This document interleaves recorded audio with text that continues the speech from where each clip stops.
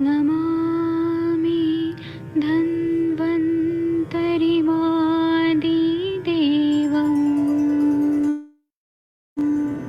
सुरासुरैर्वन्दितपादपद्मम् लोके जरामृत्युनाशं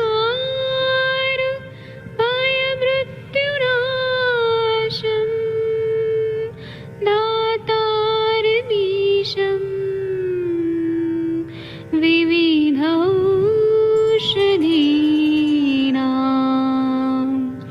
शङ्खं चक्रं जलौकां दधतं मृतघटं चारुदोर्भिश्चतुर्भिः सूक्ष्मस्वच्छादिरुद्यं शुकपरिविलसन् मौलिमं भोजनेत्रम् कालाम्बोदोज्ज्वलाङ्गं कटितटविलसत् चारुपीताम्बराढ्यं वन्दे धन्वन्तरिन्तं निखिलगदमिव प्रौढदावाग्निनीलम्।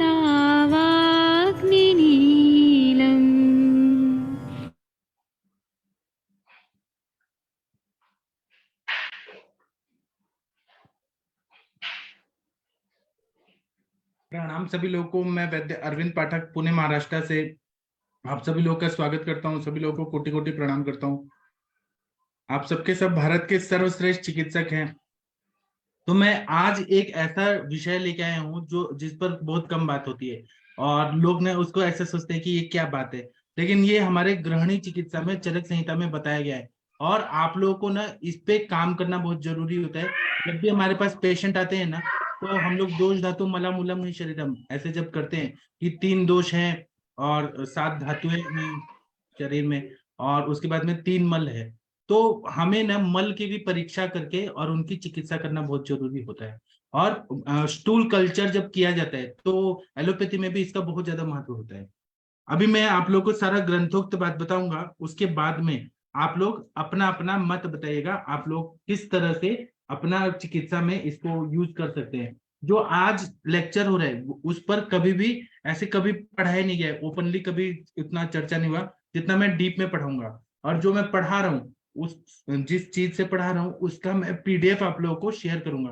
कल वाला भी जो स्वस्थ वृत्त का मैंने पढ़ाया था उसका भी जो अभ्यंग पादाभ्यंग वगैरह जो था वो भी मैं कल आज शेयर करूंगा अपने व्हाट्सएप ग्रुप में, और आज वाला भी मैं शेयर करूंगा। और जो भी मैं पढ़ाता हूँ उस सब का आप लोग पीडीएफ का प्रिंट निकाल के अपने क्लिनिक में जरूर फाइल में बना के रखा करिए, या कभी ना कभी आप लोग को काम आएगा। जो भी मैं पढ़ाता हूँ ना ये बहुत ही दुर्लभ किताबों से पूरा लेख होता है और वहां से मैं आर्टिकल्स पढ़ पढ़ के आपको बताता हूँ। तो मल पाचन चिकित्सा, मल का पाचन चिकित्सा पे चरक संहिता में चिकित्सा स्थान जो ग्रहणी चिकित्सा है उसमें बहुत ही अच्छे से वर्णन किया गया है। और चक्रपाणी दत्त जो इतने ग्रेट साइंटिस्ट थे उन लोगों ने पूरा रिसर्च करके इस पे लिखा है। हम उसी पर अभी आप लोगों को चर्चा करेंगे। तो ग्रहणी अध्याय जो है, हम लोगों को मालूम है कि ग्रहणी अध्याय जो है वह चरक संहिता का एकदम मूल है। अगर आपने ज्वर का निदान सीख लिया और ग्रहणी की चिकित्सा सीख लिया तो मतलब आप पूरे दुनिया की कोई भी बीमारी ठीक कर सकते हैं। और कोई भी बीमारी हो उसमें हमें ग्रहणी की चिकित्सा, अग्नि की चिकित्सा करना बहुत जरूरी होता है। और क्या होता है कि हम लोग को ऐसा पढ़ाया गया है कि पहले भी हम अन्न पचन करते हैं, मतलब अन्न का सेवन करते हैं, तो वह 3 लेयर्स में काम होता है। एक स्थूल पचन होता है जिसमें जाठराग्नि की क्रिया होती है, मतलब मेन अग्नि जो रहता है वो जाठराग्नि रहता है, जठर की अग्नि रहता है। उसके बाद में ये पंच धात्वग्नि की क्रिया होती है कि हम लोग खाना खाते हैं तो स्थूल पचन होके जो आहार रस बनता है उससे फिर रस धातु बनता है, रक्त धातु, मांस मेद अस्थि मज्जा शुक्र।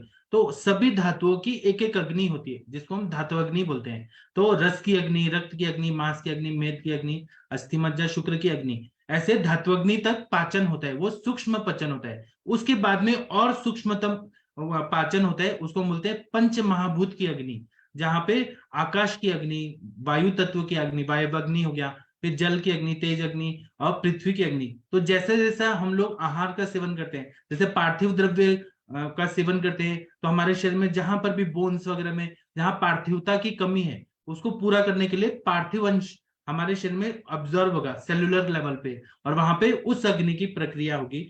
और हम लोगों ने ये भी पढ़ा है कि जब पाचन होता है तो स्थूल पचन, सूक्ष्म पचन होता है। सार भाग जो है, जो अच्छा चीज है, वो बॉडी एब्जॉर्ब कर लेता है, और जो वेस्ट है वो मल के रूप में निकलता है। अब ये पचन क्रिया जो है वो अगर विकृत हुआ तो फिर सार किट विभाजन अच्छे से नहीं होगा, किट भाग अच्छे से नहीं बनेगा, और वहां पे सामता रहती है, मतलब आम युक्त मल निकलता है। तो इसका पाचन करके भी हम चिकित्सा कर सकते हैं, मतलब मल पे चिकित्सा करें। मल पे जैसे हम लोगों ने पुरुष संग्रहणीय गण ये पढ़ा है, जहां पे लूज मोशन हो रहा है वहां पे मल संग्रहणीय गण, फिर पुरुष विरंजनीय गण, ऐसा हम लोगों ने पढ़ा है। मतलब पुरुष का कलर अगर बेकार है, मतलब नॉर्मल एबनॉर्मल है, तो हम वहां पुरुष को पाचन करने का जो द्रव्य देते हैं, पुरुष विरंजनीय, उसको नॉर्मल प्राकृत कलर लाने का जो द्रव्य देते हैं, उससे हम लोग पाचन करके पूरा सिस्टम को अच्छा कर सकते हैं। ये बहुत ही महत्वपूर्ण टॉपिक है। तो मैं आज आप लोग को ग्रहणी चिकित्सा, इसमें से कुछ कुछ श्लोकों से आप लोग को बताऊंगा जो आप लोगों को काम आने वाला है। तो ग्रहणी अध्याय में चिकित्सा वर्णन करते हुए चरकाचार्य जी मल परीक्षण का महत्व ऐसे बताते हैं कि, और बताते हैं कि दोष जो सामता जब रहती है, बहुत ज्यादा आम युक्त रहता है, तो उसके लिए लंघन, लंघन मतलब कुछ नहीं खाना है।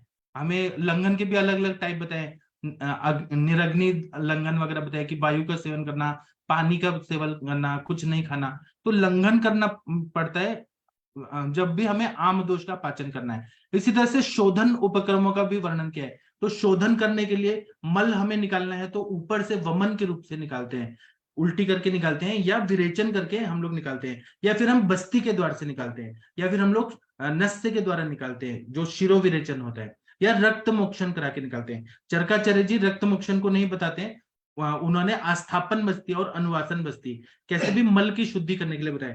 सुश्रुताचार्य जी ने रक्त का शुद्धि, रक्त रूपी, रक्त में जो मल है उसको निकालने के लिए रक्त मोक्षण बताया। ठीक है, तो मतलब सामता को अगर पाचन करना है, सामता को निकालना है, तो उसके लिए लंघन और शोधनादि उपक्रमों का वर्णन करने के बाद मल परीक्षण का वर्णन किया है। तो शरीर से जो भी अब अच्छा चीज हम लोग खा रहे हैं तो त्याज्य भाग तो बनेगा ही बनेगा, तो उसके वजह से शरीर में दोषों की स्थिति पता चलती है कि वात पित्त का कैसा है हमारे शरीर में, या आंतरिक स्वास्थ्य कैसा है। जैसे हम ऊपर से अच्छा दिख रहे हैं, लोग ऊपर से मेकअप लगा के भी अच्छा दिखते हैं, लेकिन अंदर से पूरा इंटरनली बॉडी में जो जीआईटी ट्रैक्ट है, अन्न व स्त्रोतस है, उसका स्वास्थ्य कैसा है। सारे स्त्रोतस, रस रक्त मांस मेदस्थि, जितने भी धातुओं के स्त्रोतस है, या फिर प्राण व स्त्रोतस, उदक व स्त्रोतस, पुरुष व स्त्रोतस, ये सब स्त्रोतस है, स्वेदो व स्त्रोतस, ये कैसे है, ये हमारा परीक्षण जो है ये मल से ही पता चलता है। तो हमें ना मल परीक्षण करके ही पता चल जाता है। दूसरा है कि शरीर से उपधातु और मल के परीक्षण द्वारा शरीर व्यापार को समझा जा सकता है, मतलब बॉडी में फिजियोलॉजी कैसा है, प्राकृत है कि विकृत है।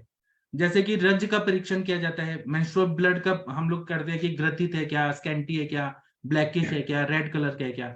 या फिर मूत्र परीक्षण, हम लोग जैसे एलोपैथी के डॉक्टर्स भी यूरिन कल्चर करते हैं, यूरिन एग्जामिनेशन करते हैं, और स्टूल कल्चर करते हैं, स्टूल एग्जामिनेशन करते हैं। तो हमें पता चलता है कि फिजियोलॉजिकली क्या बॉडी में नॉर्मल है, फिजियोलॉजी की पैथोलॉजिकल कोई संप्राप्ति ऐसी हुई है कि कोई बीमारी है।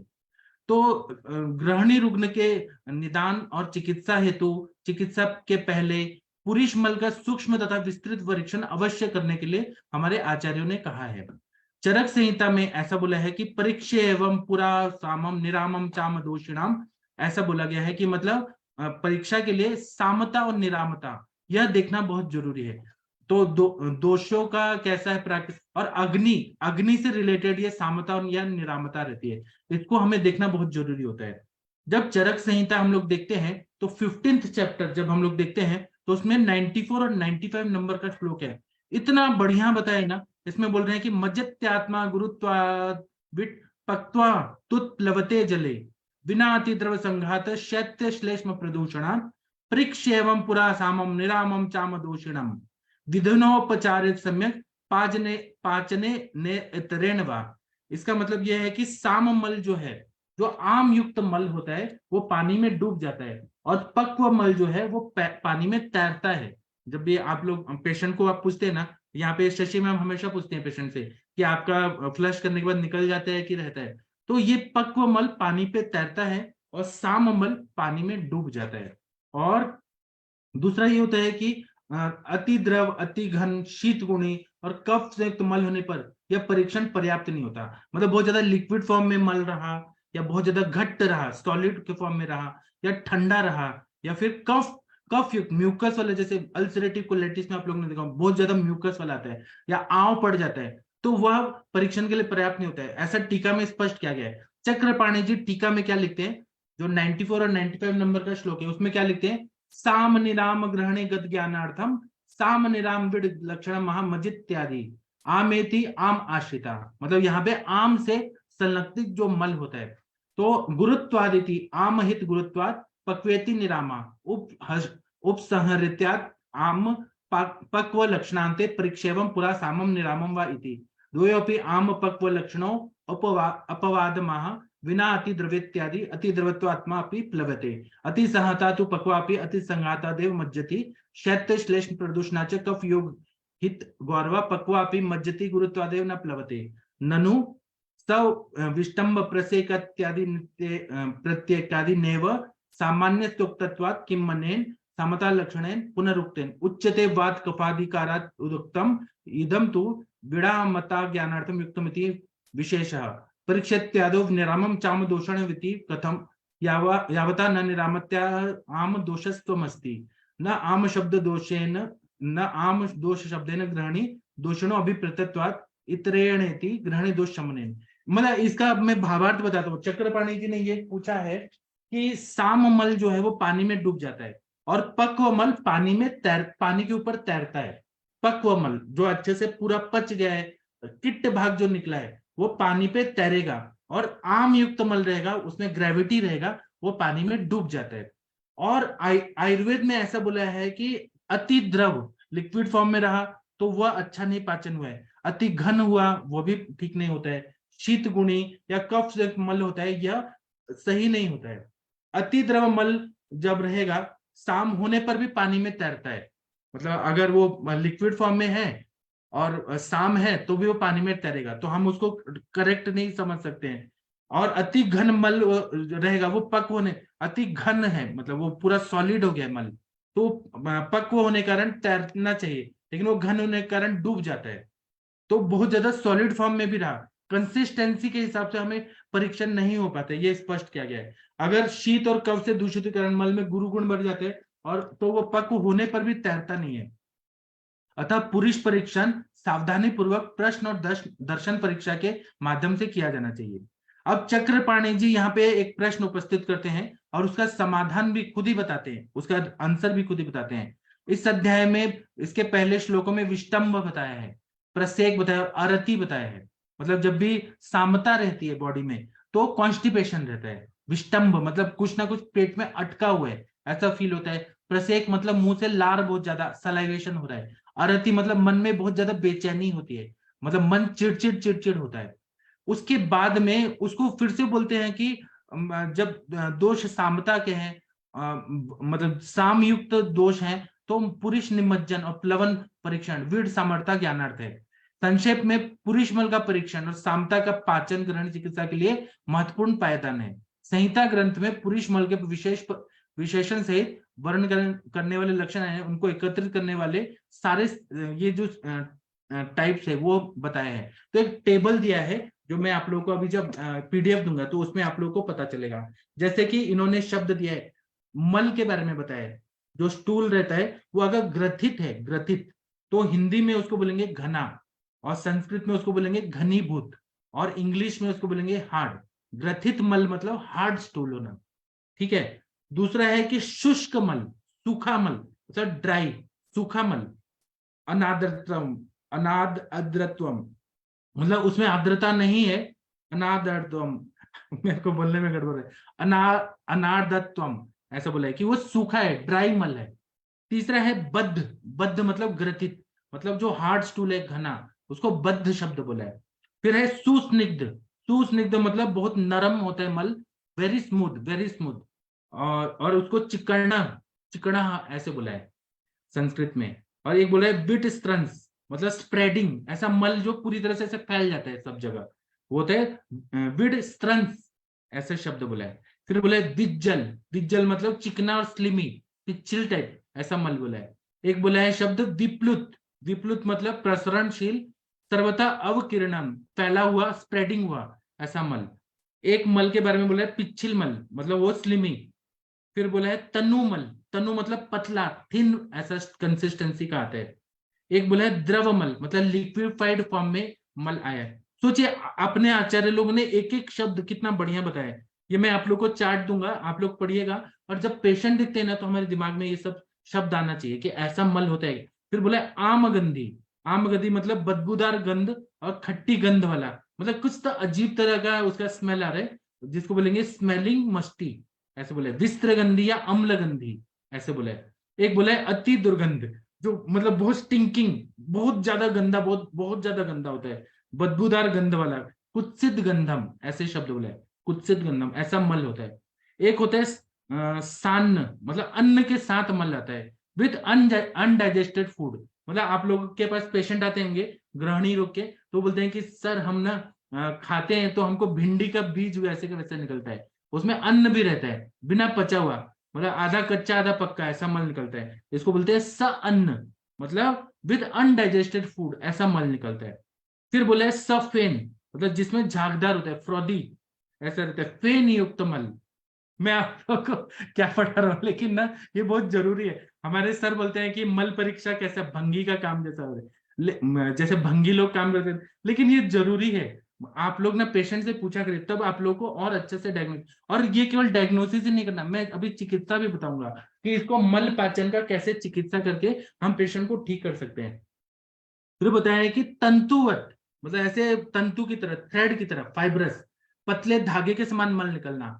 तन्यते विस्तीर्यते, ऐसा शब्द बोला है। फिर बोला है कि श्लेष्म संश्लिष्ट, मतलब कफ मिश्रित मल, मिक्स्ड विद म्यूकोसा, म्यूकस, मतलब कफ मिश्रित मल, ऐसा भी निकलता है, जो जैसे कि अल्सरेटिव कोलाइटिस या क्रॉन्स डिजीज में निकलता है। फिर है सशब्द, मतलब ध्वनि रूह, आवाज करते हुए मल निकलना, साउंडिंग, साउंडिंग मतलब साउंड करके मल निकलना, उसमें वायु का प्रकोप बहुत ज्यादा होता है। फिर होता है सशूल, वेदना के सहित विद पेन स्टूल निकलना, इसमें भी वायु का प्रकोप बहुत होता है, अपान वायु का।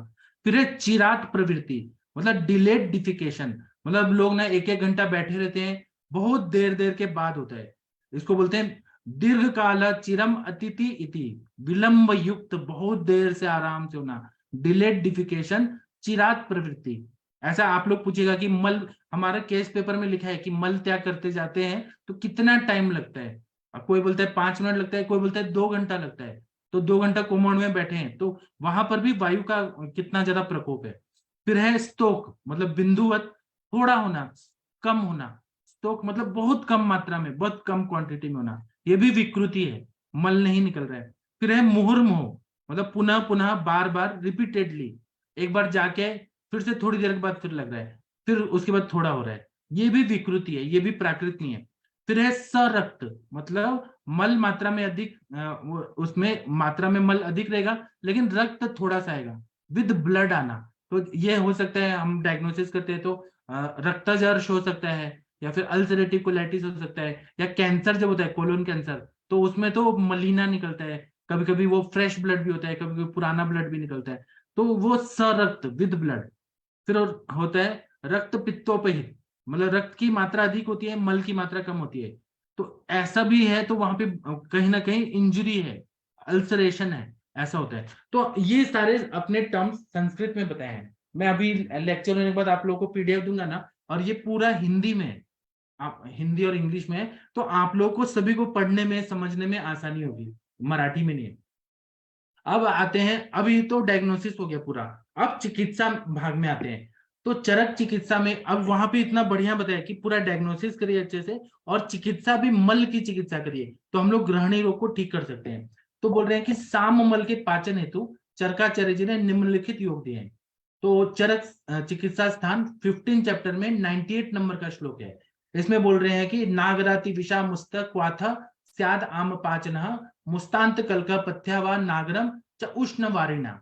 मतलब सबसे इतना बढ़िया बढ़िया सिंपल सिंपल दवाई बताए, सिंपल सिंपल दवाई कि मल पाचन करना है। जब भी आपके पास पेशेंट आ रहे हैं जिनमें सामता है या फिर कोई भी बीमारी, जैसे अगर वो रक्तार्श के भी पेशेंट है और उनको नहीं हो रहा है, पेनफुल है, ये सारे कंडीशन में आ रहे हैं, तो आप यही दवाई दीजिए, जैसे कि शुंठी दे दीजिए, अतिविषा दीजिए और मुस्ता दीजिए। यह तीनों द्रव्यों का क्वाथ है, ये आम का पचन करता है। अथवा इन द्रव्यों के चूर्ण ले लीजिए और हरित की चूर्ण और शुंठी का चूर्ण गर्म पानी के साथ सेवन कराने से आम का पचन होता है। आम का पचन होने के साथ साममल का भी पचन होता है। इतना बढ़िया है। और चरक संहिता में सूत्र स्थान में 25वें अध्याय में अग्र के रूप में वर्णन की गई पाचक औषधियों का प्रयोग भी चिकित्सा में प्रधान रूप से करना चाहिए, वे निम्नलिखित हैं। तो उन्होंने इतना बढ़िया बताया, चरक संहिता सूत्र स्थान 25 चैप्टर में 40 नंबर का श्लोक देखिए, उसमें बोल रहे हैं बिल्वम सांग्राहिक दीपनीय वात कफ प्रश्मनानाम, फिर अतिविषा दीपनीय पाचनीय सांग्राहिक सर्वदोष हराणाम, मुस्ता मुस्तम सांग्राहिक दीपनीय पाचनीयानाम, पिपली मूलम दीपनीय पाचनीय आनाह प्रश्मनानाम, चित्रक मूल दीपनीय पाचनीय गुद शोथार्ष शूल हराणाम, उदिच्यम निवारणम दीपनियम पाचनम छर्दयति सार हराणम। मतलब बिल्व जो है ना, बेलफल, बेलफल या बेल का पंचांग ले लिया, ये कितना बढ़िया है कि यह सांग्राहिक है, अगर लूज मोशन हो रहा है तो संग्रहण करता है, दीपनीय है, अग्नि को दीप्त करता है, वायु और कफ को शांत कर देता है, वायु और कफ जनित जो भी ग्रहणी के दोष है उसको ठीक करता है बिल्व। फिर अतिविषा है, ये दीपनीय है, अग्नि को दीप्त करता है, पाचन करता है, आम का पचन करता है, सांग्राहिक है अतिविषा, और लूज मोशन हो रहे हैं तो अतिविषा बहुत अच्छा काम करता है, और सर्व दोष हराणम, सभी दोषों को हर देता है। फिर मुस्ता, नागरमुथा जो है वो सांग्राहिक है, दीपन है और पाचन है। पिपली मूल कितना बढ़िया बताया कि दीपनीय पाचनीय आनाह, पेट में एकदम ऐसे फूल गए, आम युक्त पेट है, आम बहुत संचित है और पेट गुब्बारे की तरह फूल रहे, तो यह आनाह को दूर करता है, प्रश्मनाना उसको ठीक कर देता है, दीपन और पाचन भी करता है। पिपलिक मूल, चित्रक मूल है दीपनीय पाचनीय गुद शोथ शोतार्श शूल हराणम। मतलब गुद शोथ, अगर रेक्टल एरिया में स्वेलिंग है या फिर अर्श है, ब्लीडिंग पाइल्स नहीं, नॉर्मल पाइल्स है, चित्रक मूल ब्लीडिंग पाइल्स में नहीं देते, नॉर्मल अर्श है, कफ वातज, उसमें अर्श और शूल हराणम, अगर वहां पे पेट में दर्द है, गुद में शूल है, उसको दूर करता है। फिर उदिच्य जो बताया है वह निर्वापन दीपनीय पाचन छर्दे अतिसार हराणम, ऐसा बताया। तो अष्टांग हृदय सुश्रुत संहिता और चरक संहिता में सामता के पाचन हेतु विविध योग बताए हैं। उन सभी का अध्ययन करते हुए कुछ महत्वपूर्ण औषधियां उभर कर सामने आती है जो चिकित्सा करते समय उपयुक्त होती है। ये औषधियां ऐसी हैं कि बिल्व, ये सबसे अच्छा मल का पाचन कर देता है, बिल्व है, इसीलिए आप लोग देखिए अल्सरेटिव कोलाइटिस या लूज मोशन में हम बिलाजिल देते हैं या बिल्वा वाले देते हैं। बेल का फल है ना, उसको श्रीफल बोला है, मतलब श्रीफल मतलब लक्ष्मी माता का फल, इसलिए श्रीफल। तो बिल्व इतना बढ़िया है। अतिविषा, मुस्ता, और कोलोन कैंसर के भी पेशेंट आपके पास आए ना, तो ये सारे द्रव्यों का प्रयोग करिए, इतना बढ़िया रिजल्ट आता है। आप ये मत सोचिए कि कैंसर के लिए कुछ ज्यादा दवाइयां हैं, आयुर्वेद का ये मतलब इतना अनमोल ऐसे विद्या है ना और सीक्रेट है, तो आप लोग इसका प्रयोग जरूर करिएगा। तो बिल्व है, मैं इसका पीडीएफ दूंगा, आप लोग को काम आएगा। आप इस सबको पूरा प्रिंट निकाल के रखिए, और जब भी आपके पास कैंसर के पेशेंट आते हैं, इंटेस्टाइनल कैंसर के, इसका प्रयोग करिए और 100% रिजल्ट आएगा। और आपके पास जो विद्या है ना वो किसी और डॉक्टर लोगों के पास नहीं है। तो बिल्व है, अतिविषा है, मुस्ता है, इंद्रियव है, शुंठी, पिपली मूल, चित्रक, हरितकी, उशीर, पिपली, ये सब मल पाचन के संदर्भ में है, तो इनका प्रयोग करते हैं। तो ये पूरा small intestine, large intestine, duodenum, यहाँ पे सारे लेयर्स को स्टिमुलेट करके उनकी क्रिया को अच्छा करता है। ठीक है। फिर बिल्व बताया कि रस, बिल्व का रस है वो कषाय मधुर है, बिल्व शीत है, विपाक कटु है, पेट में जाके कटु रसात्मक हो जाता है। तो बिल्वम संग्राहिक दीपनीय वात कफ प्रश्मनानम, बिल्व संग्राही है, दीपन है, वात कफ को नष्ट करने वाले द्रव्यों में श्रेष्ठतम है। भाव प्रकाश में क्या बताया बिल्व के बारे में कि गुड़े न बख्शिए, मतलब बेल फल है ना, उसका गुदा पूरा अंदर का पका हुआ बेल का निकाल के गुड़ के साथ मिक्स करके खाना चाहिए। बिल्वम आम शूल विबंधनम, मतलब वो कॉन्स्टिपेशन को दूर करता है, पेट में जो आम की वजह से शूल हो रहा है, पेट दर्द हो रहा है, उसको दूर कर देता है जब गुड़ के साथ खाते हैं। तो आमशूल में बिल्व बाल बिल्व मज्जा चूर्ण को गुड़ के साथ सेवन करना है, मतलब कच्चा भी अगर रहे बेल उसको उसका चूर्ण बना के गुड़ के साथ सेवन करना है। चक्रदत्त जो है, एक पुस्तक है, चक्रपाणि दत्त ने लिखा है, उन्होंने बोला है कि श्रीफला शलाटुक कल को नागर चूर्ण मिश्रिता सगुड़ा ग्रहणी गुद भत्युग्रम तक्रभुजा शिलनो जयती। मतलब बाल बिल्व मज्जा चूर्ण है, मतलब कच्चा बेल का चूर्ण है, और शुंठी को सम प्रमाण में लेना है और तक्र के साथ उसका सेवन करना है। इसको सेवन करने के बाद बिना केवल तक्र के सेवन करें, इससे भोजन किए बिना, मतलब कुछ ना खा के केवल बेल का चूर्ण और शुंठी का सेवन करना है। इसके प्रयोग से संग्रहणी रोग ठीक हो जाता है। जो क्रॉनिक हमारे पास आईबीएस के पेशेंट आते हैं ना, इरिटेबल बॉल सिंड्रोम के आते हैं, और या फिर मतलब उनको खाना पचता ही नहीं, पेट की बीमारी रहती है, उनको कुछ खाने पीने को मत दीजिए, आप बेल का चूर्ण दीजिए और शुंठी दीजिए और तक्र पिला के पूरा दिन रखिए, और फिर देखिए कुछ दिन के बाद उसका पेट ठीक हो जाएगा।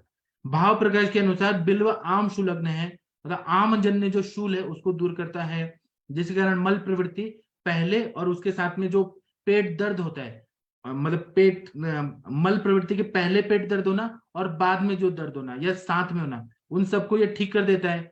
साम पुरुष का पाचन करता है और सांग्राहिक होने के कारण मल में स्थित द्रवत्व का शोषण करता है। जब लूज मोशन हो रहा है, मुहर बद्धम मुहर द्रवम, मुहर द्रवम जब हो रहा है तो पूरा पानी को ऑब्जर्व करके अच्छे से कंसिस्टेंसी करके मल को निकालता है।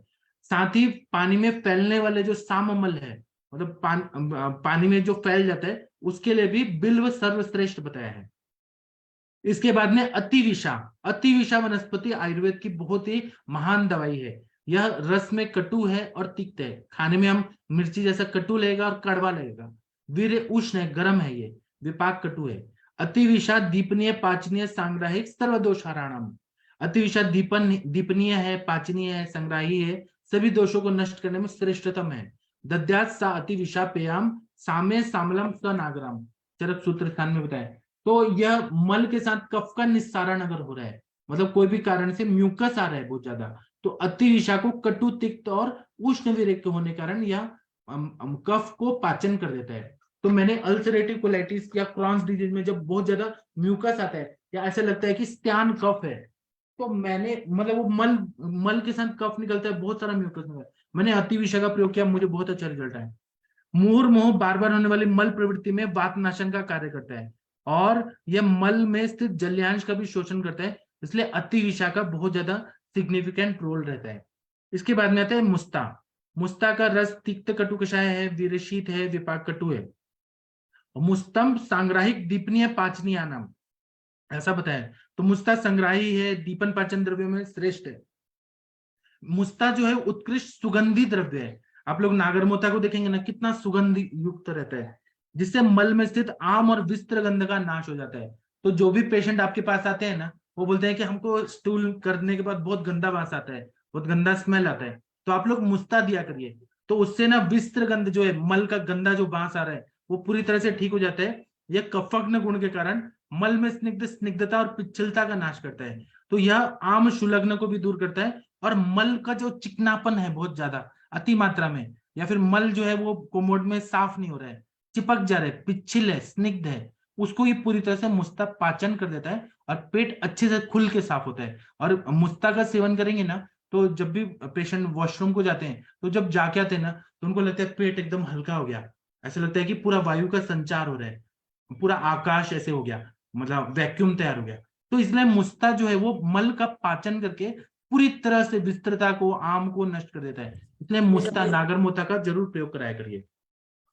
मैं जो भी बता रहा हूँ ये आप लोगों को काम आएगा, इसको ध्यान से सुनिए, और जो भी मैं दूंगा इसके नोट्स वो सब आप लोग अपने पास रखिए। इनमें से जो जो द्रव्य आप लोग दे सकते हैं अपने पेशेंट को दीजिए, आप लोग का प्रैक्टिस बहुत बढ़ जाएगा। फिर है इंद्रियव। इंद्रियव है कटु रस, तिक्त रसात्मक रहता है, विरशीत रहते हैं, विपाक कटु रहता है। पलम वत्सक बीजस्य श्रपयित्वा रसम पिबेत यो रसासी जयेत शीघ्रम स पैतम जठरामयम। चरकाचार्य के अनुसार यह पित्तातिसार की विशेष औषधि है। जब भी लूज मोशन होता है और पीला पीला जलन युक्त ऐसे पित्तातिसार हो रहा है, मतलब दाह भी हो रहा है, पीला पीला लूज मोशन हो रहा है, तब हम इंद्रियव देते हैं। एक पल इंद्रियव को 8 गुना पानी में उबालकर 1/4 क्वाथ जब बन जाता है, मतलब एक पल इंद्रियव और 8 गुना पानी डालते हैं, उसको बॉयल करते हैं, काढ़ा बन जाता है, जब ठंडा हो जाता है तब शहद के साथ मिक्स करके सेवन कराते हैं, तो ये पित्तातिसार को नष्ट कर देता है। जैसे कि पहले भी कहा गया है कि कभी भी मल वेग को धारण नहीं करना है, मतलब स्टूल का प्रेशर है उसको रोकना नहीं है। लेकिन बहुत सारे लोग जो है ना वो मल को रोक देते हैं, और फिर उसके बाद में इनको धीरे धीरे बीमारी होके ग्रहणी रोग हो जाता है। तो और फिर ग्रंथों में बोला सारिते द्रवम, जब ये बोला है तो जब पित्तज ग्रहणी है, लूज मोशन हो रहा है, तो उसको रोकेंगे तो बहुत सारी बीमारियां हो जाती हैं। तो इंद्र जो है ना ये पूरी तरह से पित्तज ग्रहणी के लिए बहुत अच्छा काम करता है। पित्त का सरगुण बढ़ने से लक्षण निर्माण हो जाता है। इसके साथ पिताब विस्त्रगंधी मल प्रवृत्ति होता है, बहुत गंदा बदबूदार और पीला पीला लूज मोशन होता है। तो इंद्र बहुत उपयोगी रहता है। और ग्रंथों में ऐसा बताया है कि रक्तातिसार में जब ब्लीडिंग हो रहा है, अतिसार के साथ ब्लीडिंग हो रहा है, खून आ रहा है, तो ये सरक्त मल प्रवृत्ति में इंद्रियों का प्रयोग करने से बहुत अच्छा फायदा होता है। इसके बाद आता है शुंठी। शुंठी रस में कटु होता है, वीर्य में उष्ण होता है, विपाक में मधुर होता है। पीतो मसूर युषेन कल्क शुंठी शलाट तुजह जयत संग्रहणी तद्वत तक्रण बहुती भवः। ये शारंगधर संहिता में बोला है। मतलब ये बोल रहे हैं कि संग्रहणी रोग है तो शुंठी का चूर्ण और बाल बिल्व का चूर्ण को मसूर का जो दाल का पानी है युष, उसके साथ देने से बहुत अच्छा फायदा हो जाता है। और भाव प्रकाश में ऐसा बताया है कि आग्नेय गुण भूयिष्ठात् तो यांशा परिशोष्यत संग्रहाति मलम तत्तु ग्रहाई शुंठ्यादयो यथा। मतलब शुंठी आग्नेय गुण प्रदान होने से वह अन्न व स्रोत में स्थित अतिरिक्त जल्यांश का शोषण करता है और ग्राही होने से मल का संग्रहण करता है। भाव प्रकाश में एक और बोला है कि शक्ति विबंध भेदे स्यात् यतो न मल पातने। मतलब शुंठी को साम मल में स्थित द्रवत्व का शोषण करने के लिए, ग्राही कर्म करने के लिए इसको श्रेष्ठ माना गया है। मतलब ग्राही का काम क्या होता है कि पानी को पूरी तरह से एब्जॉर्ब कर लेता है। और पिच्छिल मल के साथ श्लेष्म निस्सरण हो तो शुंठी का भी अवश्य प्रयोग करना चाहिए। जब मतलब मल एकदम पिच्छिल पिच्छिल हो, चिपका चिपका हो, तब भी शुंठी का प्रयोग करें।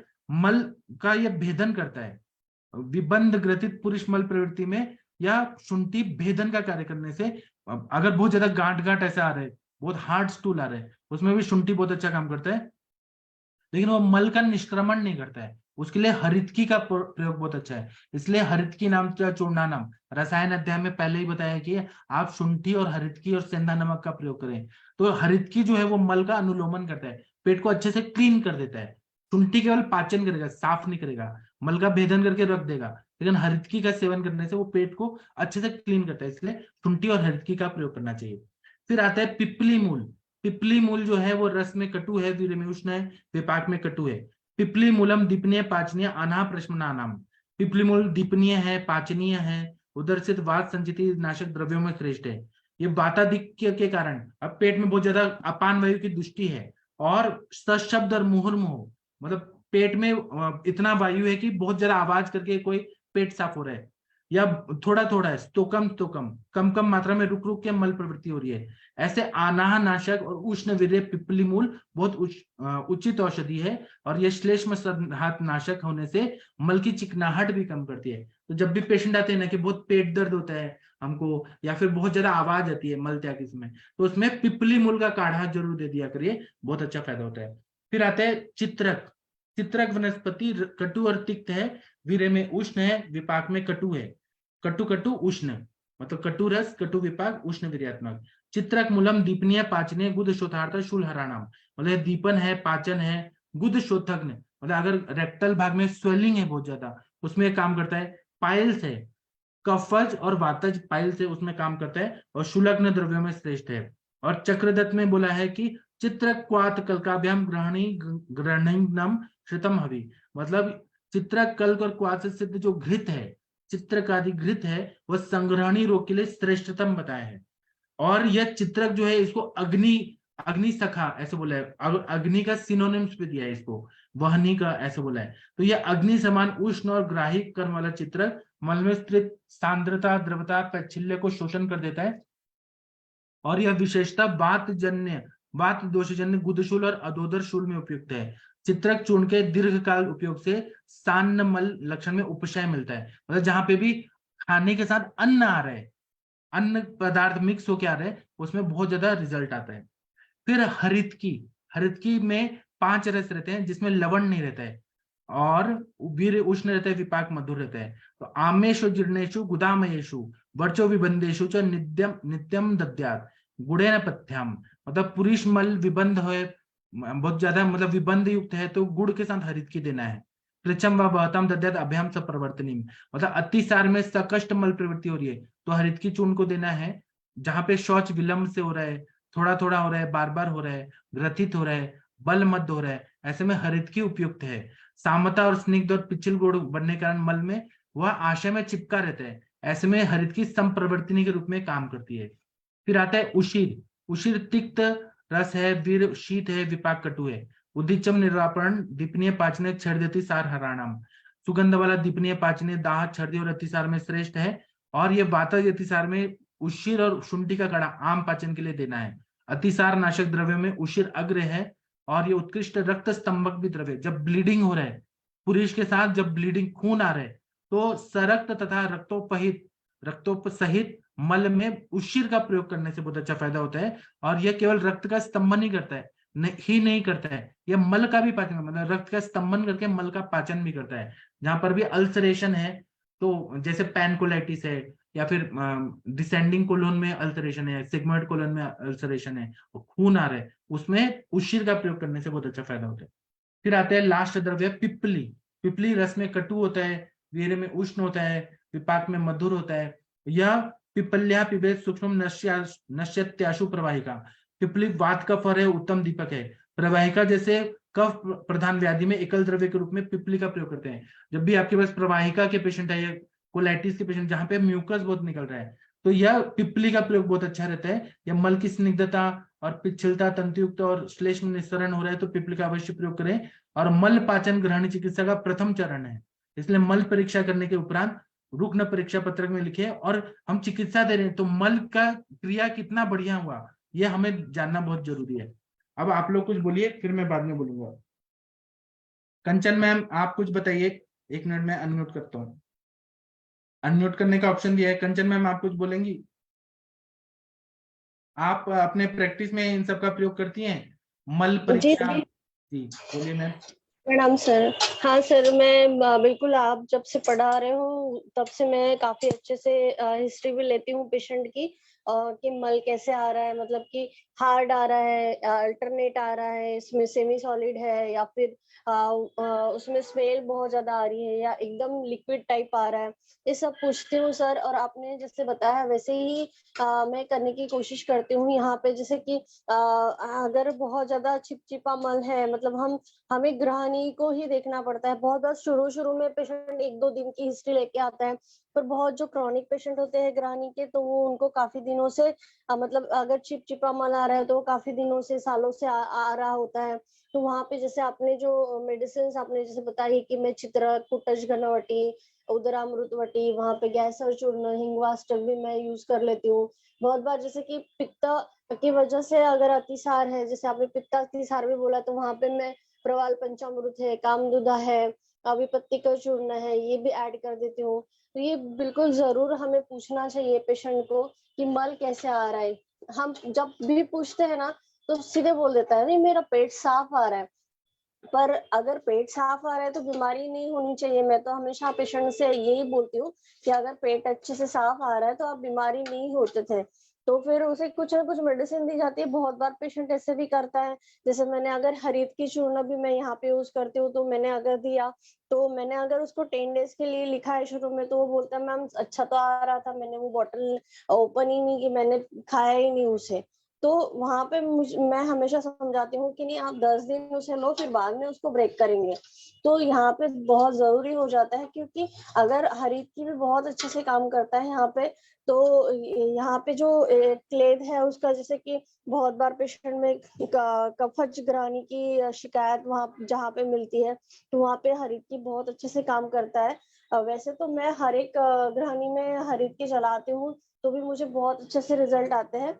बस आपको थोड़ा सा जैसे हरित की को अनुपान के साथ भी हम अलग अलग टाइप में, जैसे ऋतु के अनुसार भी हम देते हैं ना, तो भी बहुत अच्छे से काम करता है। जी सर। मैम अनुपान आप जैसे कौन से रोग में क्या देते हैं, एक बार थोड़ा बता दे। ऋतु हरित ऋतु हरित की अगर आपने पढ़ा होगा ना मैम, तो मोस्टली ऋतु हरित के हिसाब से मैं ऋतु जैसे चल रहा है कि अभी जैसे ग्रीष्म है तो ग्रीष्म में उसे गुड़ के साथ दिया जाता है, या फिर हम शिशिर में दे रहे हैं तो उसको शुंठी के साथ नहीं, हेमंत में हम शुंठी के साथ देते हैं, शिशिर में हम उसको पिपली के साथ देते तो हैं। मैम ये जो ऋतु हृत्य का ये मतलब आप सारे पेशेंट्स में ये फॉलो करते हैं, मतलब ऋतु के अनुसार जो भी पेशेंट है उसको हाँ उसके उसी अनुपात के साथ? हाँ हाँ, तो जी, बहुत अच्छा रिजल्ट आता है फिर। Thank you ma'am. वेलकम। और किसी को कुछ बोलना है ये मल पाचन चिकित्सा पे? आप लोग कुछ करते हैं ऐसा? शशि मैम, आप कुछ बोलना चाहेंगी? शशि मैम केस टेकिंग में तो ये जरूर जरूर पूछती हैं सब। शशि मैम, आप बताइए कुछ। हाँ जी सर, गुड इवनिंग सर। हाँ सर, मैं हमेशा पूछती हूँ, जैसे अभी मैं अपने नोन में किसी का केस लिया तो वो बोलता है मुझे पेट हमेशा साफ होता है, तो फिर मैंने बोला प्रॉब्लम तो है ना। तो फिर मैंने कहा ठीक है कोई बात नहीं, मुझे फोटो भेजना। तो फिर मैंने मतलब नॉर्मली मैं पिक अपने पेशेंट से मांगती हूँ, जब वो कहते हैं कि नहीं मेरा मल ठीक है तो मैं बोलती हूँ कि आप सुबह अपना पिक भेजिएगा। तो उससे भी बहुत ज्यादा आइडिया लगता है। और एक मैंने सेशन भी अटेंड किया था, तो उसमें था कि मतलब किस किस तरह के होंगे मल। तो वहां पर तो बहुत ज्यादा वैरायटीज उन्होंने बताया था। कोई गुजरात की मैडम है जिन्होंने काफी रिसर्च और इस पर किया हुआ है, और उनका आयुर्वेद तरीके से होता है। तो ये चीज तो मैं करती हूँ सर। और आम पाचन तो हमेशा कराते ही हैं। लेकिन अभी जैसे आज आपने पढ़ाया तो फिर और चीजें भी पता चली कि जहाँ पर पित्तज वाला है वहां पर कुटज वगैरह यूज करना है, क्योंकि नॉर्मली मैं कुटज कम ही यूज करती हूँ। मेरा सबसे ज्यादा फेवरेट है सुंठी है, या एरंडा है, या एरंड की है।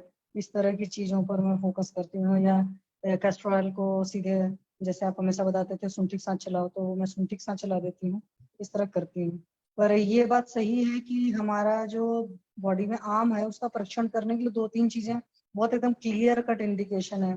जैसे मैंने पहले भी कहा था कि अगर पेशेंट को खुद देखना है तो अपना स्पिट है उसको थूक दो, और थूकने के बाद में 2-3-4 घंटे के लिए छोड़ दो। 2-3-4 घंटे बाद उसको आप देखोगे तो अपने आप पता चल जाएगा कि वो स्टिकी है कि नहीं है। तो नॉर्मल जो थूक होता है वो उतना स्टिकी नहीं होता। जिस पेशेंट के अंदर जितना ज्यादा आम होगा तो उतना ज्यादा स्टिकी उसका स्पिट होगा। उसी तरीके से मल में भी है कि मल में अगर चमक है तो भी प्रॉब्लम है, अगर स्टिकी है तो भी प्रॉब्लम है, अगर वो स्मेल है या सही कंसिस्टेंसी नहीं है। और भी मतलब बहुत सारे उसके हैं, छोटी छोटी चीजें नहीं कही जा सकती। जैसे बहुत सारे लोग को बहुत टूट टूट कर आ रहा है, अलग अलग सा दिखता है। और खास करके मैं छोटे बच्चों के लिए कहूंगी, जैसे माएँ कई बार ध्यान नहीं देती क्योंकि आज की डेट में वो वाइप से साफ कर देती तो उन्हें पता ही नहीं होता है। तो छोटा बच्चा है अगर उसको कंजेशन वगैरह की प्रॉब्लम हो रही है ऑन एंड ऑफ, या कफ की ज्यादा शिकायत हो रही है, हालांकि बच्चों का पीरियड ही होता है कफ, तो उसमें आप जरूर देखो उसके स्टूल को हाथ में ले करके देख लीजिए, धो लीजिए। आप वाइप से साफ करोगे तो आपको बहुत ज्यादा क्लियर कट आइडिया नहीं लगेगा, अनटिल अनलेस बहुत ज्यादा स्टिकी नहीं हो। तो ये इस चीज से भी आपको आइडिया लग जाएगा कि बच्चे में आम बना हुआ है, तो फिर आप उसी हिसाब से चाहे मिल्क के फॉर्मूले में धात्री को चेंज होना है, और चाहे बच्चा जब बड़ा है तो उसको हमें देखना है। तो बहुत ज्यादा पता चल जाता है। जैसे आम के केस का एक और अच्छा सा साइन सिम्टम है कि जिसको यूरिन बार बार होती है वो भी आम का लक्षण है। तो हमारा जो मल हो गया, मूत्र हो गया, और खास करके थूक हो गया, स्पिट हो गया, ये तीन चीजें बहुत अच्छे से बताती हैं। कई बार कुछ लोग के स्वेट में बहुत ज्यादा स्मेल होती है, तो मेदस्विता का लक्षण हम लोग पढ़े हैं, हालांकि आम में भी ये चीज होती है। तो ये चीजें ऐसी होती है जो क्रिस्टल क्लियर है, जहाँ पेशेंट कंफ्यूज भी है। तो अगर हम अपने आयुर्वेद के तरीके से परीक्षण कराते हैं तो वहां पर पता चल सकता है। जैसे यूरिन की कितनी स्ट्रीम निकल रही है, सिंगल स्ट्रीम है, डबल है, या मल्टीपल स्ट्रीम में यूरिन जा रही है, तो वहां से भी यूरिन के केस में काफी कुछ पता चल सकता है। और लॉन्ग टर्म के सर जिनकी परेशानी रहती है उसमें स्टूल का रहता ही रहता है और स्पिट का रहता ही रहता है, प्रॉब्लम है। जैसे ये हार्ट अटैक वगैरह के पेशेंट्स होते हैं और मॉडर्न वाले थिनर पर रख देते हैं, तो कभी इत्तेफाक पड़े तो उनके अगर मल का परीक्षण कराया जाए या उनसे पूछा जाए तो उनका स्टिकी स्टूल रहता है, जिस पर वो बिल्कुल भी ध्यान नहीं देते हैं सर। तो ये तो है सर, बट इसको और अच्छे से सर समझने की जरूरत है, और आप समझाएंगे तो अच्छा रहेगा जी हाँ, सर। मैं एक और चीज बताऊंगा जो बहुत ही जरूरी है। और मैं ना अभी ये पढ़ाने के बाद पीडीएफ दूंगा। आप सारे वैद्य जो हैं आयुष दर्पण के, सारे वैद्य, आदित्य सर, सब लोग, आप लोग इसका प्रिंट आउट निकाल के और इसको अपने पास रखेंगे, और आप इसको पढ़ के समझेंगे और अपने पेशेंट में इसका एप्लीकेशन करके हमें बताएंगे। तो इसमें बताया है कि जब मल परीक्षा में कुछ कुछ ऐसे क्राइटेरिया दिया है, जब सामता है, पिछलता है, दुर्गंधी युक्त है और फेन युक्त है, मतलब उसमें झाग आ रहा है, तो इसमें शुंठी, पिपली, मुस्ता और बिल्व इसका प्रयोग करना है। ठीक है, जब सामता है और ग्रथित है, मतलब वो हार्ड है, गांठ गांठ आ रहा है, और श्लेष्म म्यूकस आ रहा है, सशूल मतलब पेनफुल है, तो शुंठी हरित की अतिविषा और चित्रक इसका प्रयोग करना है। आप लोगों को पीडीएफ मिलेगा, तो आप लोग इसको सोचिए और समझिए। शुंठी हरित की अतिविषा चित्रक। जब सामता है, द्रवता है, फेन युक्त है, विप्लुत है, आमगंधी है, ऐसा कंडीशन में शुंठी, इंद्रिय, बिल्व, अतिविषा और मुस्ता इसका प्रयोग करना है। जब सामता है, मुहुर्मुह हो रहा है, थोड़ा थोड़ा हो रहा है, पिछल युक्त हो रहा है और सशब्द हो रहा है, मतलब आवाज के साथ मल हो रहा है, तब शुंठी हरित की पिपली और पिपली मूल इसका प्रयोग करने से बहुत अच्छा फायदा होता है। और यह ग्रहणी चिकित्सा में चरक संहिता में बताया है। हम लोग ध्यान ही नहीं देते, हम लोग चरक संहिता बस एग्जाम में पास होने पड़ते हैं, लेकिन अपने संहिताकारों ने इतना बढ़िया से बताया। फिर एक और मुस्तादि गण बताया भागवत सूत्र सन 15वां चैप्टर में, जो गण वाला चैप्टर है ना, उसमें बताया कि मुस्ता, वचा, अग्निविद, निशाविद, निक्ता, भल्लातक, पाठा, त्रिफला, विशाख्या, कुष्टम, त्रुटि, हेमवती च, योनिस्त्यान्य, मेघना, मल पाचनाश्च। मतलब मुस्तादि गण में मुस्ता है, बच्चा है, चित्रक है, हल्दी है, दारू हल्दी है, कुटकी है, काकजंगा नाम की वनस्पति है, भल्लातक है, पाठा है, त्रिफला है, शुक्ल कन्ना नाम की वनस्पति है, कुष्ट वनस्पति है, श्वेत बच्चा, ये द्रव्य मुस्तादि गण में आते हैं। और ये गण योनि रोगों में, स्तन्य मतलब ब्रेस्ट मिल्क का जो भी विकृति होता है, स्तन्य की विकृति में उपयुक्त है, और मल का पाचन करने में श्रेष्ठ है। यह पूरी संबंधित सभी तरह की विकृतियों में मुस्तादि गण का प्रयोग कर सकते हैं। और महाराष्ट्र में, पुणे में ये गण की गोलियां मिलती हैं, तो इनसे बनाई हुई गोलियां मिलती हैं, काढ़ा से फिर गोली बना के, और ये इतना बढ़िया रहता है, इतना बढ़िया रहता है, घन फॉर्म में रहता है। इसको अगर दे दिया जाए तो मल के सारे रोगों को ये दूर करती है, और स्तन की विकृति में भी, योनि विकृति में भी ठीक करते हैं। और अगर ये विधियों से द्रव्यों का चयन करना कठिन लग रहा है, तो केवल मुस्तादि गण का क्वाथ भी अगर दे दिया तो मल का पाचन करना संभव है। फिर उपशय अनुपशय से परीक्षा करते हैं, जैसे जैसे मल पाचन चिकित्सा दी जाती है, वैसे वैसे मल के स्वरूप में अंतर आने लगता है। मल का विकृत दुर्गंध कम होने लगता है। सामान्य स्थिति में मल त्याग के लिए 5 से 7 मिनट की काल मात्रा होती है, तो वह टाइम कम लगने लगता है। पेशेंट जैसे वॉशरूम में जाते हैं, पेट अच्छे से एकदम क्लीन हो जाता है। और जिन रुग्णों में मल प्रवृत्ति में अधिक समय लगता था, वो धीरे धीरे कम होने लगता है। मल त्याग करने समय प्रवाहन जो जोर लगा के करते हैं, मतलब प्रेशर लगा के, वो आवश्यकता नहीं होती है। मल की स्निग्धता और पिछलता कम होने लगती है। मल निराम होकर पानी में तैरने लगता है। मल त्याग करने के बाद टॉयलेट पॉट से चिपकने की प्रवृत्ति कम हो जाती है। टॉयलेट पॉट साफ करने में फ्लश के लिए पहले की तुलना में कम पानी लगने लगता है। अन्न मल प्रवृत्ति बंद हो जाती है, जिनका परीक्षण स्टूल परीक्षा के द्वारा भी कर सकते हैं हम लोग। तो यह चिकित्सा पूरी होने के लिए कम से कम 1.5 से 2 महीने का समय लगता है, जब हम मल पाचन चिकित्सा करते हैं। तो अब आप लोग बताइए, कुछ बोलना है आप लोग को? मंदाकिनी मैम, आपको कैसा लगा आज का लेक्चर? सर बहुत अच्छा था सर, मैं तो स्पीचलेस हूँ। और मतलब मैंने ऐसा मतलब करती तो हूँ मैं, लेकिन अपने मतलब आइडिया के अनुसार करती थी, लेकिन अभी तो एकदम सटीक लग रहा है कि हाँ कुछ दिमाग लगा के ठीक ही किया है मैंने। तो बहुत अच्छा था सर सेशन। हाँ, जब आपके पास ये पीडीएफ हो जाएगा, जब आप चिकित्सा करेंगी, तो आप जो जहाँ पे कर रही हैं, नोएडा में प्रैक्टिस कर रही हैं, वहां के दूसरे वैद्य लोगों को तो ये चीज मालूम ही नहीं है, तो आप उनसे श्रेष्ठ हो गई कि नहीं? तो इसीलिए मैं आप लोगों को सर्वश्रेष्ठ बोलता हूँ कि आप लोगों के पास जो नॉलेज है वो कुछ अलग है। आयुष दर्पण के सारे चिकित्सक का कुछ अलग है, आप लोग अपने पेशेंट में कुछ अलग चीज करते हैं, इसलिए आप लोग ये पीडीएफ का प्रिंट आउट लेके पढ़ेंगे। ठीक है जी सर। Thank you ma'am. और कविता मैम, आपको अच्छा लगा आज का लेक्चर? विकास जी, आदित्य सर, सर मुझे कुछ पूछना था। हाँ सर। सर एक तो जैसे आपने ये मुस्तादी गण बताया है, ये मुस्तादी गण की गोलियां बताई हैं, क्या हाँ। ये प्रेगनेंसी में सेफ है? 100% सेफ है। प्रेगनेंसी में भी सामता होती है ना, तो इसमें कोई भी ऐसा द्रव्य नहीं है जो नुकसान करे प्रेगनेंसी में। सर दूसरा एक क्वेश्चन है इसी पुरुष से।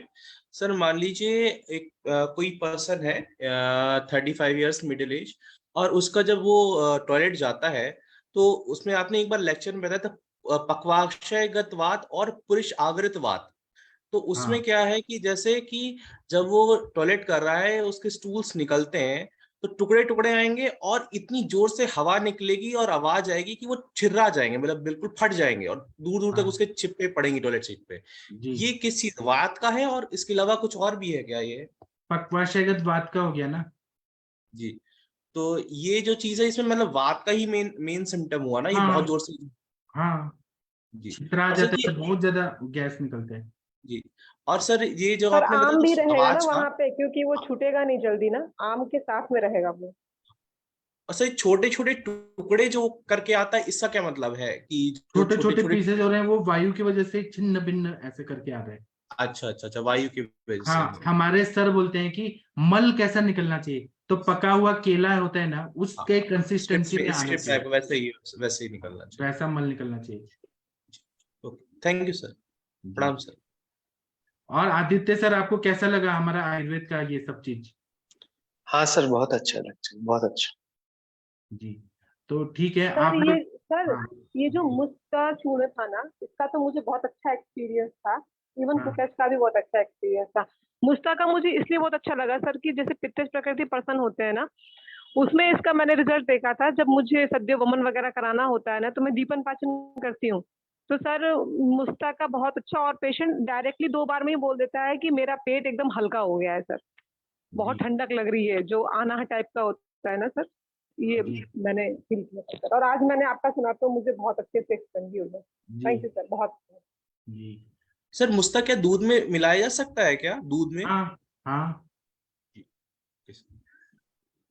आप दीजिए ना, बहुत अच्छा रिजल्ट आते हैं। सर मुस्ता सर तो तिक्त खीर में, सर तिक्त खीर बस्ती अगर हम बना रहे हैं तो उसमें मुस्त मिला दें तो कैसा रहेगा? बहुत बढ़िया, आम का पचन मुस्त और करता है मुस्ता। गोक्षुर। हाँ, आज जो मेरा जो पेल्विसिकल वाला जो पेशेंट था ना, जिसका स्प्लिटिंग था, तो जी सर उसको आज उसने बताया है कि उसको ना बार बार फॉल भी हो जा रहा है नाइट फॉल हो जा रहा है। तो फिर मैंने फिर उसके ना उसमें क्षीर बस्ती में गोक्षुर और मुस्ता भी ऐड किया, और बार बार वो एल्कासोल पी रहा था, तो वो मैंने अभी बंद कर दिया है। कह रहा गरम गरम टॉयलेट हो रही है। तो सारी पित्त शामक चिकित्सा करके कुटज भी मैंने डाल दिया है, और बिल्व तो नहीं डाला मैंने अभी, लेकिन कुटच का मैंने सोचा था, वो सब मैंने ऐड किया है सर। तो मतलब और चूंकि उसका भूख ज्यादा अच्छा नहीं लग रहा है, तो मैंने अभी मैम, 1/4 आप से मुफ्ता कितनी मात्रा में देते हैं? जैसे आपने बोला ना सत्यवमन कराते हैं, तो कैसे, मतलब कितनी मात्रा में और क्या अनुपान रहता है? कितनी मात्रा में क्या अनुपान रहता है? जैसे आप त्रिकटु चूर्ण देते हो ना, ऐसे मुस्ता चूर्ण दे देते हैं। उसको मैं देती हूँ उसके साथ कामदुधा के साथ, या फिर किसी ऐसी चीज के साथ में, है ना, दोनों को। ठीक है। और ऐसा मैं ऐसे बोलती हूँ कि जैसे कि आप कामदुधा वगैरह या कुछ ऐसा औषधि ले रहे हो, तो नमक जो है उसका, मुझे ऐसा लगता है कि नमक की कोई भी चीज के 1 घंटे के बाद या पहले कुछ ऐसा लेने के लिए मैंने कहीं सुना था, तो वो मैं उसको फॉलो कर लेती हूँ। Thank you ma'am. सर कामदुदा आपने थैंक यू। बताया था कि खाली पेट सबसे अच्छा रहता है ना? क्या चीज? कामदुधा जो है मोतीयुक्त, जो खाली पेट अच्छा रहता है ना सबसे हाँ, ज्यादा देना? अच्छा रहता है। हाँ सर हाँ मुश्तरा का प्रायवाची, और क्या इधर पंजाब में लुधियाना में पंसारी को कई बार नागर पता नहीं। मोथा बोलते हैं ना सर, नागर मोथा। सर थैंक यू मोथा सर। बोलते हैं पंजाबी में, हाँ मोथा। ठीक और ठीक। मुस्ता वनस्पति है ना, वो पानी में उत्पन्न होता है, तो उसमें ये प्रॉपर्टी पूरा पानी को एब्जॉर्व कर लेता है, और वो स्त्रियों के लिए गर्भाशयगत भी बहुत सारे विकारों के लिए मुस्ता का प्रयोग करता है। जी, बाकी लोगों को कुछ बोलना है तो बोल सकते हैं। आदित्य सर क्या बोलना चाहते हैं? सर बस ये छोटा सा पूछना कि आंवले का जो मुरब्बा और दूध एक साथ ले सकते हैं ना सर? क्योंकि मुरब्बा का कैरेक्टर हाँ, तो बदल जाता आंवला ऐसा है ना कि उसका विरुद्ध नहीं होता कभी भी दूध के साथ। आंवला है। वनस्पति ऐसा है, हम लोग सर च्यवनप्राश भी खट्टा आमला, नॉर्मली जो कच्चा आमला है वो दूध के साथ? देखिए, आंवला जो है ना वो रसायन है, और जी आंवले का हम लोग च्यवनप्राश खाते हैं दूध के अनुपान के साथ, जी जी। तो ये विरुद्ध नहीं होता है कभी भी। नहीं सर, खट्टा उसमें खाए तो या कई कैसे चीजें भी। मिली होती हैं। मैंने कहा कि नॉर्मली हमें बिल्कुल पका हुआ आमला हमने निकाला पेड़ से और पानी से धोया, उसको क्या दूध के साथ लिया जा सकता है क्या? हाँ, वो रसायन होता है। आंवला और दूध कभी भी विरुद्ध नहीं होते हैं, बाकी नींबू और दूध विरुद्ध होंगे, लेकिन आंवला रसायन है, वो कभी भी दूध के साथ विरुद्ध नहीं होता। ठीक है, लेकिन हम सर लोग च्यवन। हाँ बोलिए। आंवले को पकाते हैं दूध में तो दूध फट जाता है। हाँ, तो खट्टापन से हो जाता है, लेकिन जी अनुपान सर। के रूप में खाने के लिए अलाउड है। Okay okay sir. जी ठीक है, तो अभी मैं सेशन बंद करता हूँ और आप लोग अभी 8:15 पे मिलिएगा, ठीक है। मैं जो भी बताया ना आंवले का, वो अनुपान के रूप में मैंने बताया, ठीक है।